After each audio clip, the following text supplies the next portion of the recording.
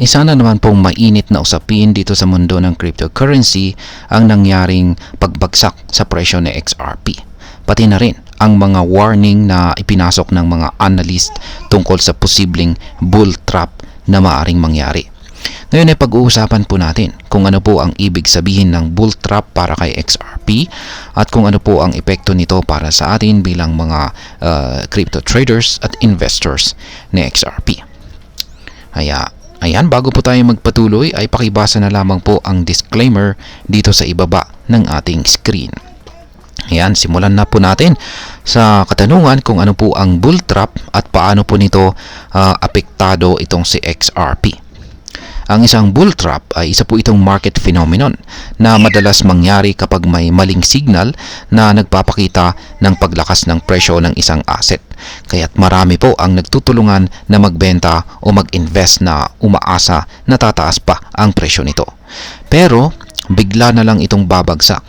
Kaya naman yung mga trader na nakaposition sa taas na ay na-trap or na-ipit. Kaya't nagiging sanhi ito ng isang pagkalugi. Sa kaso po ni XRP, may mga analyst na nagsasabi na posibleng mangyari raw ito dahil sa kasalukuyang market conditions.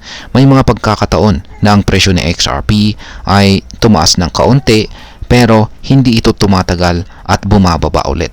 At ito po ang naging dahilan ng pagkakataon ng fake breakout o mga maling signal na nagpapakita na tataas pa ang presyo. Sa mga ganitong sitwasyon, nagiging oportunidad ito para sa mga traders na mag-short sell or magbukas ng short position. Ibig sabihin ay magbenta po sila ng asset na hindi po nila pag-aari at kumita mula sa pagbaba ng presyo nito. Ayan, para po sa mga nag-futures trading or derivatives. Ngayon is bakit po nagkaroon ng pagbagsak itong si XRP? Kung titingnan po natin ang nangyari kay XRP nitong mga nakaraang linggo, makikita natin na nagkaroon ito ng pagbaba sa kanyang presyo mula po sa huling buwan ng March hanggang umpisa ng buwan ng April, kung saan ay umabot po ito sa presyong $2.03, isang presyo na huling nakita noong March 11. Ang presyo nito ngayon ay nasa $2.05 na may 1.65% na pagbaba sa nakaraang 24 oras at saka 13.08% naman na pagbaba nitong nakalipas na 7 araw or 7 days.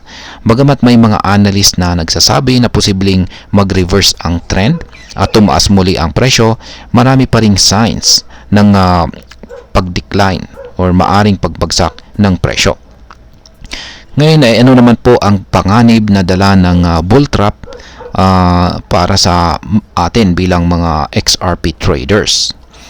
Ayan, ayon po kay Aztecs, isang kilalang analyst sa crypto market, may panganib o risk na nagmumula sa posibleng bull trap para kay XRP. Ayan, bagamat tumaas na ito ng kaunti, hindi pa ito nakakatalon sa mga key resistance levels. Kaya't pinapalakas nito ang posibilidad ng pagbaba ng presyo ni XRP. Ang ibig sabihin po nito ay kung ang presyo po ni XRP ay hindi makatawid o hindi makalampas sa mga resistance levels nito, maaring magtulungan ang mga traders upang magsimula ng short selling positions at umaasang magpapatuloy ang pagbaba ng presyo ni XRP. Kaya ayan, meron po siyang ipinakitang chart dito. Ayan, at yung kanyang mga projections sa posibleng magiging galaw na XRP sa mga paparating na araw. Ngayon ay paano po nakakaapekto naman ang Bitcoin whales dito kay XRP? Ayan, mga Bitcoin whales. Dahil po sa patuloy na interaction ni Bitcoin at XRP sa mga trading pairs nito, may mga analyst na nagsasabi na ang mga malalaking holders ni Bitcoin o mga Bitcoin whales ay may malaking impluensya sa presyo ni XRP. Ayon po kay Vincent Van Cote, isa po siyang kilalang analyst, ang mga Bitcoin whales ay nagsasagawa ng malalaking pagbili at saka pagbebenta sa trading pair na XRP BTC. At ito po yung nagiging dahilan ng malaking price fluctuations o pagbabago ng presyo. Dahil dito ay nagkakaroon po ng cascading effect sa mga iba pang market na nagdudulot ng manipulations sa presyo ni XRP. Hindi po malinaw kung ito ba ay sadyang ginagawa ng mga Bitcoin whales upang kontrolin ang presyo o kung ito isang normal na swing trading na nagaganap dahil sa mga short-term price fluctuations. Ang mga ganitong aksyon ay maaring magdulot po ng pagkakalito at panganib sa mga traders, kaya't dapat maging alerto po tayo sa mga galaw ng market. Ngayon ay ano naman po ang ibig sabihin ng derivatives data para kay XRP?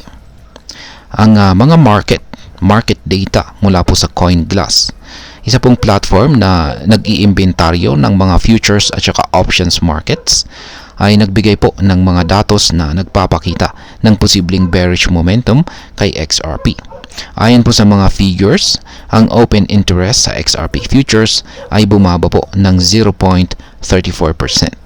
Isang indikasyon ng pagbagsak ng interest mula sa mga traders na umaasa sa pagtaas ng presyo. Ang mga options volume naman ay bumaba ng malaki, 51.56% po, kung saan ay nagpapakita ng pagkonte ng speculative interest kay XRP. Mas makikita po natin ito sa mga negative funding rates na siyang nagpapakita na may mas maraming mga traders na umaasa sa pagbaba ng presyo kaysa sa pagtaas nito. Ang lahat ng ito ay nagpapakita ng market sentiment o ang pakiramdam ng karamihan ng mga traders ay nakatuon pa rin po sa bearish o pababang direksyon na XRP. At ayan, ngayon ay pag-usapan naman po natin ang maaring epekto nito para sa atin bilang mga Pinoy crypto traders at investors ni XRP.